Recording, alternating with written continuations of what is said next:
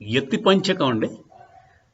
ఇది కొంచెం మనం చిన్నప్పటి నుంచి మనకు అందరూ చెప్పేదానికి విరుద్ధంగా ఉంటుంది. అంటే మనకు అందరూ చిన్నప్పటి నుంచి మనకి ఇంగ్లీష్ ఎడ్యుకేషన్ వల్ల వచ్చిన ప్రాబ్లం ఏంటంటే you have to B competitive, you have to make money any how, డబ్బులు ఎలాగైనా సంపాదించు, కాంపిటేటివ్గా ఉండు, క్లాస్లో ఫస్ట్ రా, మిగతా వాళ్ళని తొక్కేయి, నాకు తొక్కేయి అని అంబిషియస్గా ఉండాలి. You have to be ambitious. ఇవన్నీ బ్యాడ్ క్వాలిటీస్ కింద యాక్చువల్లీ వస్తాయి. మనకు మన పురాతన కాలం హిందూ కల్చర్లో అయితే these are not considered good things. Ambition, desire, అరిషద్వర్గాల్లోకి వస్తాయి. 6 శత్రువులు మనలో ఉన్నవాడు. సో మన ప్రాబ్లం అంతా కూడా ఈ ఇంగ్లీష్ ఎడ్యుకేషన్ వల్ల వచ్చిన వే ఆఫ్ థింకింగ్ మారిపోయింది. సో ఈ యతిపంచకం మీకు కొంచెం విచిత్రంగాను విరుద్ధంగాను కనపడవచ్చు. మనకు అందరూ ఇప్పటిదాకా చెప్పిన మన టీచర్లు, మనం పేరెంట్స్, ఫ్రెండ్స్ చెప్పిన దానికి వీడు చెప్పేదానికి విరుద్ధంగా ఉంటుంది. దీంట్లో సారాంశం ఏమిటంటే అందరికంటే రిచెస్ట్ పర్సన్ ఎవరు అంటే గోచీ కట్టుకుని ఏమీ లేనివాడే రిచెస్ట్ ఫెలో. అంటే మీ దగ్గర ఏమీ లేకపోతే ఏమీ వదిలి ఏమీ పోదు కదా మీకు. ఇప్పుడు మీరు 1000 కోట్లు సంపాదించారు, పోయినప్పుడు పట్టుకెళ్ళగలరా? అన్నీ వదిలిపోతారు. సో ఏమీ లేదనుకోండి, వదిలేది కూడా జీరో. సో ఈ కాన్సెప్ట్ కొంచెం నాట్ సో అంటే ఫిలసాఫికల్ యాంగిలే అని అనుకోవచ్చు మీరు. కానీ ప్రాక్టికల్గా హ్యాపీగా ఉండాలంటే ఇది చాలా అవసరం.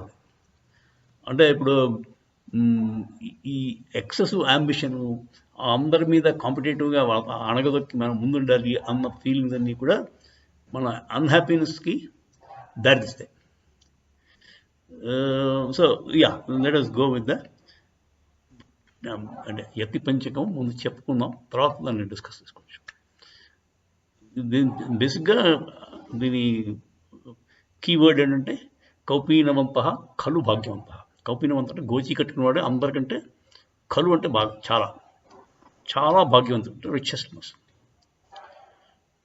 అదే స్టార్టింగ్లో అనుకుంటే వేదాంత వాక్యేషు సదా రమంత భిక్షాన్న మాత్రేణ చ తుష్టిమంత విశోకమంత కరుణైకవంత కౌపీనవంత ఖలు భాగ్యవంత మూలాంతరో కేవలమాశ్రయంత పాణిద్వయం భోక్తృమమంత్రయంత శ్రియంచ కాంతామివ కుత్సుయంత కౌపీనవంత ఖలు భాగ్యవంత దేహాదిభావౌ పరిమర్జయంత ఆత్మానమాత్మనవలోకయంత నాంతం న మధ్యం న బహిస్మరంత కౌపీనవంత ఖలు భాగ్యవంత స్వానందభావే పరితిష్ఠిమంత సంసాంత సర్వేంద్రియ దృష్టిమంత అహర్నిశం బ్రహ్మణ్యే రమంత కౌపీనవంత ఖలు భాగ్యవంత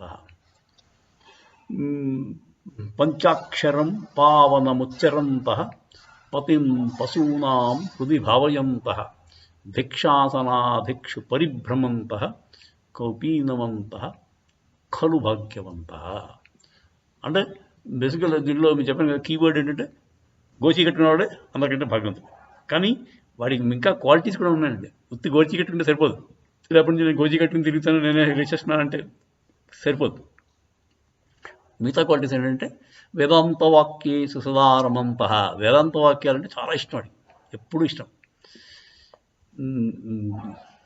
వేదాంత వాక్యే సుసదారమంత భిక్షాన్న మాత్రేణ తుష్టిమంత. భిక్షం ఎత్తుకుని తెచ్చి వచ్చిన అన్నంతో వాడు సంతృప్తిగా ఉంటాడు. విశోకమంత కరుణైకవంత. శోకం లేనివాడు, విశోకం అంటే శోకం లేనివాడు. కరుణైకవంత చాలా కరుణామయుడు. కౌపీనవంత ఖలు భాగ్యవంత. ఇలా మిగతా క్వాలిటీస్ ఉన్నాం.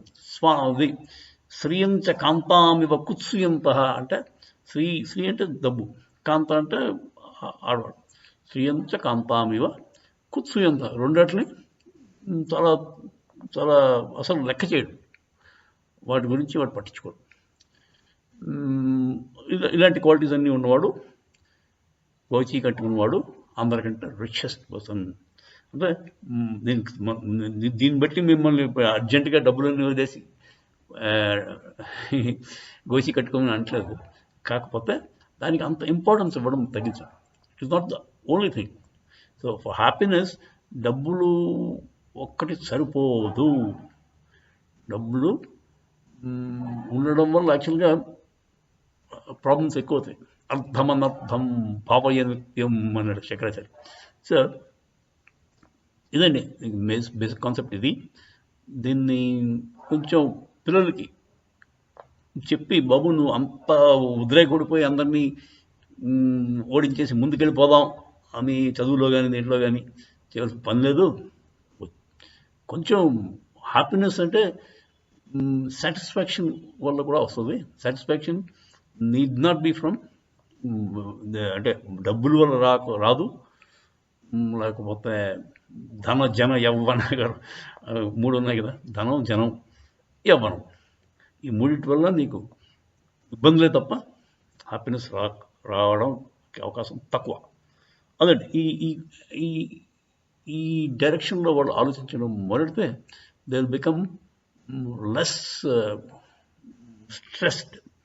చాలామంది స్ట్రెస్ ఫీల్ అయిపోతాం అంటుంటారు చిన్న చిన్న పిల్లలు. ఏదో నీకు స్ట్రెస్ చేయడం అనిపిస్తుంది.